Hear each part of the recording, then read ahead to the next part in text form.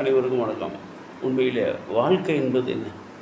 பிறப்பு கிறப்புக்கு இடையில், அப்புறம் இன்பங்களுக்கும் துன்பங்களுக்கும் இடையில். ஆனால் இன்பங்களை தான் அனைத்து உயிர்களும் அனைத்து ஜீவராசிகளும் விரும்புது. நான் உட்பட, நீங்கள் உட்பட. துன்பங்கள் எந்த ஜீவராசியை விரும்புறதில்லை. அதற்காக துன்பம் வராமல் போகிறதில்லை. இந்த இன்பத்தை நமக்கு உணர வைக்கிறதுக்கு துன்பங்கிற ஒரு நிலை தேவைப்படுது. அந்த துன்பங்கிற நிலை இருந்தால் தான் இந்த இன்பங்களை நம்மளால் உணர முடியுது. இயற்கையோட படைப்பில் கசப்புன்னு ஒன்று இருந்தால் தான் இனிப்புக்கு ஒரு அர்த்தம் உள்ளதாக ஆகிறது. வாழ்க்கையில் இருள்னு ஒரு நிலை இருந்தால் தான் ஒளி அங்கே நான் இருக்கிறேன் அப்படின்னு அந்த இருளை விரட்டி இந்த ஒளிக்கு அங்கே வேலை இருக்குது. அது மாதிரி படைப்பில் இன்ப துன்பம் அது தவிர்க்க முடியாது. நாம் பிறப்பது இன்பமாக இருக்கலாம். அப்போ நான் பிறக்கிறப்ப ரத்த சிந்தி அதுக்கு வலியை வாங்கிக்கிட்டது அம்மா. அப்புறம் வாழ்நாள் முழுக்க நம்மளை வாழ வைக்கிறதுக்கு அம்மா அப்பா வழியை தாங்கிக்கிறாங்க. நமக்கு பிறக்கிறது இன்பம், அப்புறம் வாழ்கிறது இன்பம். அப்படி இன்பங்களுக்கும் துன்பங்களுக்கும் இடையிலே தான் இந்த வாழ்க்கையை நம்ம கடக்க வேண்டியதாக இருக்குது. நம்ம தாய்மார்கள், நம்முடைய உற்றார் உறவினர்கள், நம்முடைய சமூக கூட்டம் நம்மளோட இன்பமயமான நிலையில் வச்சுருந்தாலும் அப்பப்போ நம்ம அந்த துன்பம்னு ஒன்று வர்றதை நம்ம தவிர்க்க முடியல. ஏன்னா நம்ம கூட்டத்தை விரும்பாத ஒரு கூட்டம் நம்மக்கிட்ட வன்முறையை பிரயோகம் பண்ணி நம்ம துன்பத்தை கொடுத்துட்றாங்க.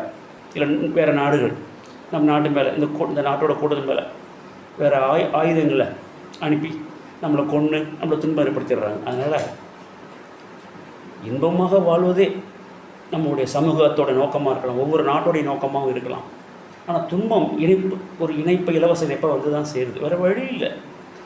நம்ம அப்பா அம்மா நல்லா பார்த்துக்கிறாங்க, நல்ல குடும்பம் வசதி வாய்ப்புலாம் இருந்தாலும் வியாதிங்கிற ஒரு துன்பம் வர்றதை ஆராய்ந்து எடுக்க முடியாது இல்லையே. வந்த பிறகு அதுக்கு மருத்துவம் தான் செய்ய முடியுது. அப்புறம் அவங்கள அரவணைப்பாக பார்த்துக்க தான் முடியுது. ஸோ அதனால் ஆனால் எல்லோரும் துன்பப்படணும் அப்படின்னு விரும்பினதே கிடையாது. துன்பத்தை நோக்கிய பயணத்தை யாரும் தொடர்ந்ததே கிடையாது.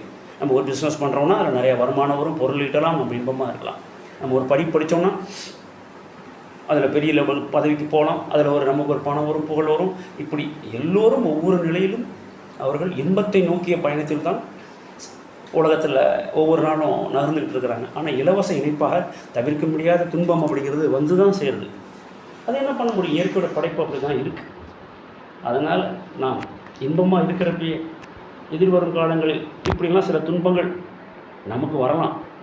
அதனால் நாம் வாழ்கிற காலத்தில் நம்ம இன்பமாக இருக்கிறப்ப துன்பப்படுற சில மக்கள் இருக்காங்க, சில உயிரினங்கள் இருக்கேன்.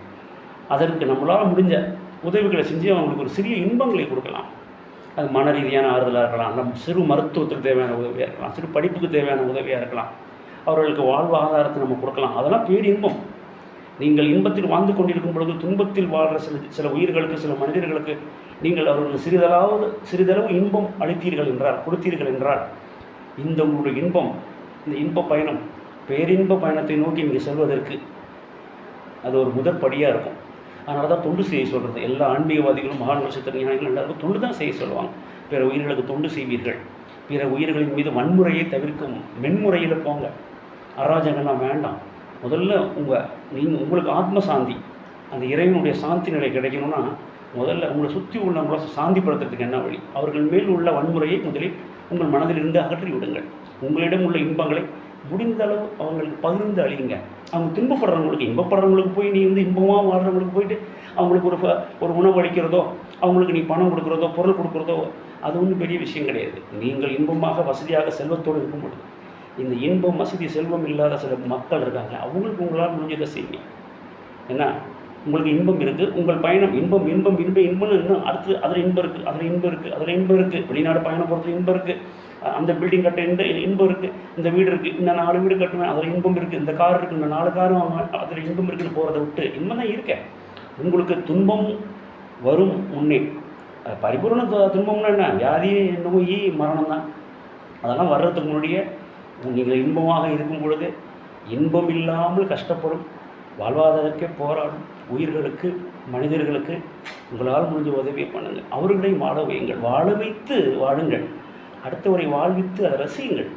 நான் மட்டுமே வாழ வேண்டும், நான் மட்டுமே அப்படிங்கிற எண்ணத்தை தவிர்த்து எல்லோரும் இறையர்களால் தான் வாழ்ந்து கொண்டிருக்கிறோம் என்பதை உணர்ந்து யான் பெற்ற இன்பகம் பெருகை உயருங்கிற நிலைக்கு நீங்கள் வந்தீங்கன்னா உங்களுக்கு இறைஞானம் கிடைக்கும். ஒரு ஆழ்ந்த அமைதியும் இறைவன் உங்கள் அருகே இருந்து உங்களை ஆசீர்வதிப்பதை நீங்கள் உணர்வீர்கள். ஆகவே நல்லது செய்யுங்கள். அடுத்த வீட்டில் சந்திப்போம்.